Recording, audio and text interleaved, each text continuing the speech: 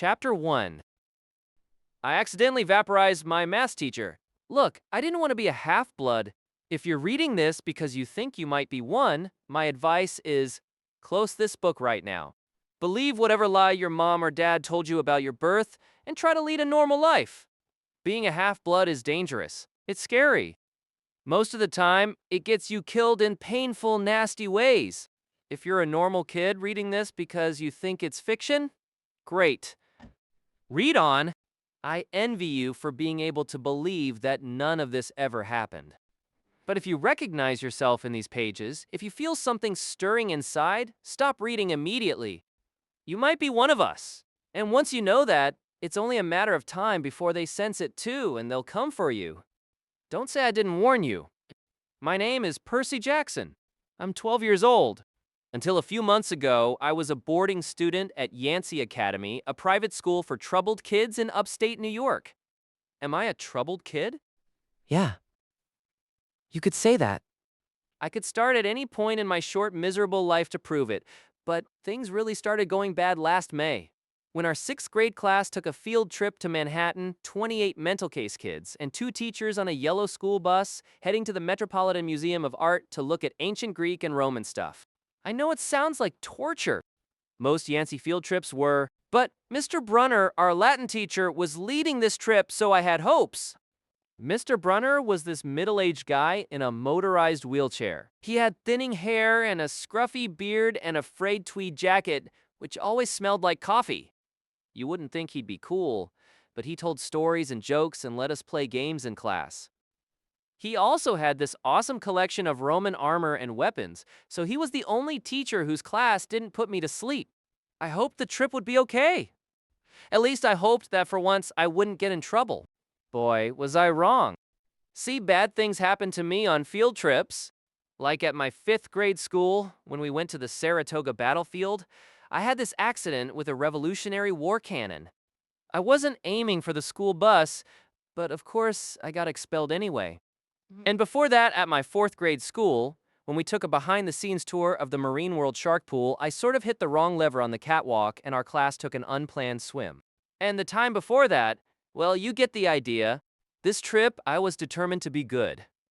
All the way into the city, I put up with Nancy Bobofit, the freckly, red-headed kleptomaniac girl, hitting my best friend Grover in the back of the head with chunks of peanut butter and ketchup sandwich. Grover was an easy target. He was scrawny. He cried when he got frustrated. He must have been held back several grades because he was the only 6th grader with acne and the start of a wispy beard on his chin. On top of all that, he was crippled. He had a note excusing him from PE for the rest of his life because he had some kind of muscular disease in his legs. He walked funny, like every step hurt him, but don't let that fool you.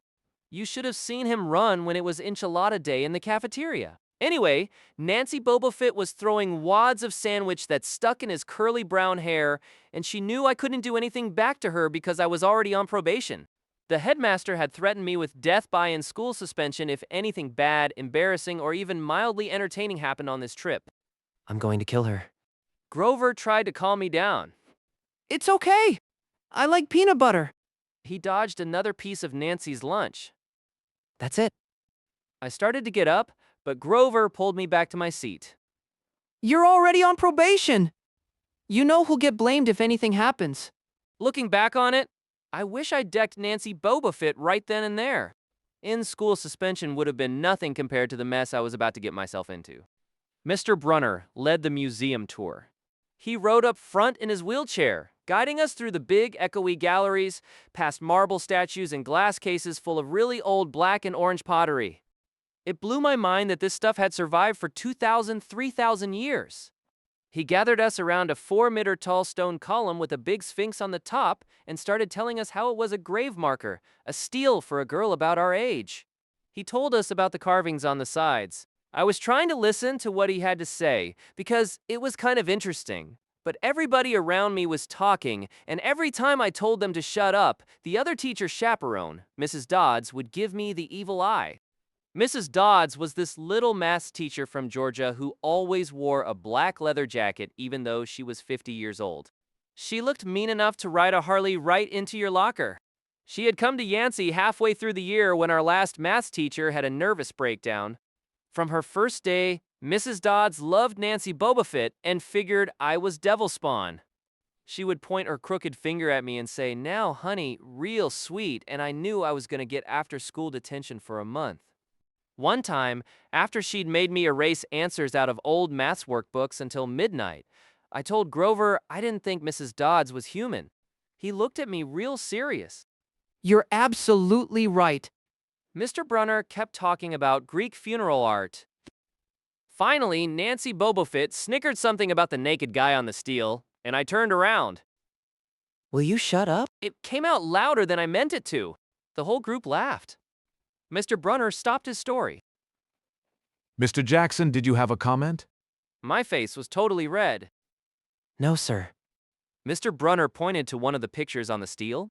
Perhaps you'll tell us what this picture represents. I looked at the carving and felt a flush of relief because I actually recognized it. That's Kronos eating his kids, right? Yes. And he did this because Well, Kronos was the king god, and God? Titan, and he didn't trust his kids, who were the gods. So, Kronos ate them, right? But his wife hid baby Zeus and gave Kronos a rock to eat instead. And later, when Zeus grew up, he tricked his dad, Kronos, into barfing up his brothers and sisters. Ew! And so there was this big fight between the gods and the Titans, and the gods won. Some snickers from the group. Behind me, Nancy Bobofit mumbled to a friend.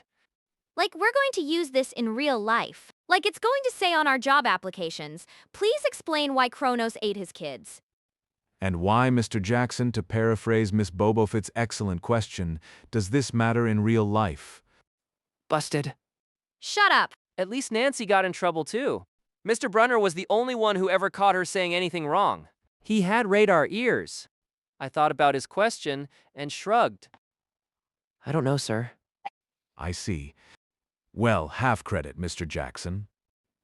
Zeus did indeed feed Kronos a mixture of mustard and wine, which made him disgorge his other 5 children who, of course, being immortal gods, had been living and growing up completely undigested in the Titan's stomach. The gods defeated their father, sliced him to pieces with his own scythe, and scattered his remains in Tartarus, the darkest part of the underworld. On that happy note, it's time for lunch. Mrs. Dodds, would you lead us back outside? The class drifted off, the girls holding their stomachs, the guys pushing each other around and acting like doofuses. Grover and I were about to follow when Mr. Brunner spoke. Mr. Jackson. I knew that was coming. I told Grover to keep going. Then I turned towards Mr. Brunner. Sir? Mr. Brunner had this look that wouldn't let you go, intense brown eyes that could have been 1,000 years old and had seen everything. You must learn the answer to my question. About the Titans? About real life. And how your studies apply to it. Oh, What you learn from me is vitally important. I expect you to treat it as such. I will accept only the best from you, Percy Jackson. I wanted to get angry. This guy pushed me so hard. I mean, sure, it was kind of cool on tournament days when he dressed up in a suit of Roman armor and shouted, "What ho!" and challenged us, sword point against chalk, to run to the board and name every Greek and Roman person who had ever lived and their mother and what god they worshipped. But Mr. Brunner expected me to be as good as everybody else, despite the fact I have dyslexia and attention deficit disorder, and I had never made above a C in my life. No, he didn't expect me to be as good. He expected me to be better. And I just couldn't learn all those names and facts, much less spell them correctly. I mumbled something about trying harder, while Mr. Brunner took one long, sad look at the steel, like he'd been at this girl's funeral. He told me to go outside and eat my lunch. The class gathered on the front steps of the museum, where we could watch the foot traffic along Fifth Avenue. Overhead, a huge storm was brewing, with clouds blacker than I'd ever seen over the city. I figured maybe it was global warming or something, because the weather all across New York State had been weird since Christmas. We'd had massive snowstorms, flooding, wildfires from lightning strikes. I wouldn't have been surprised if this was a hurricane blowing in. Nobody else seemed to notice. Some of the guys were pelting pigeons with Lunchables crackers. Nancy Bobofit was trying to pickpocket something from a lady's bag, and of course Mrs. Dodds wasn't seeing a thing. Grover and I sat on the edge of the fountain, away from the others. We thought that maybe if we did that, everybody wouldn't know we were from that school, the school for loser freaks who couldn't make it elsewhere. Detention! Nah, not from Brunner. I just wish he'd lay off me sometimes. I mean, I'm not a genius. Grover didn't say anything for a while. Then, when I thought he was going to give me some deep philosophical comment to make me feel better, he spoke. Can I have your apple? I didn't have much of an appetite, so I let him take it. I watched the stream of cabs going down Fifth Avenue and thought about my mom's apartment, only a little ways uptown from where we sat. I hadn't seen her since Christmas. I wanted so bad to jump in a taxi and head home. She'd hug me and be glad to see me, but she'd be disappointed too. She'd send me right back to Yancey, remind me that I had to try harder, even if this was my 6th school in 6 years, and I was probably going to be kicked out again. I wouldn't be able to stand that sad look she'd give me. Mr. Brunner parked his wheelchair at the base of the handicapped ramp. He ate celery while he read a paperback novel. A red umbrella stuck up from the back of his chair, making it look like a motorized cafe table. I was about to unwrap my sandwich when Nancy Bobofit appeared in front of me with her ugly friends. I guess she'd gotten tired of stealing from the tourists and dumped her half-eaten lunch in Grover's lap. Oops! She grinned at me with her crooked teeth. Her freckles were orange as if somebody had spray painted her face with liquid Cheetos.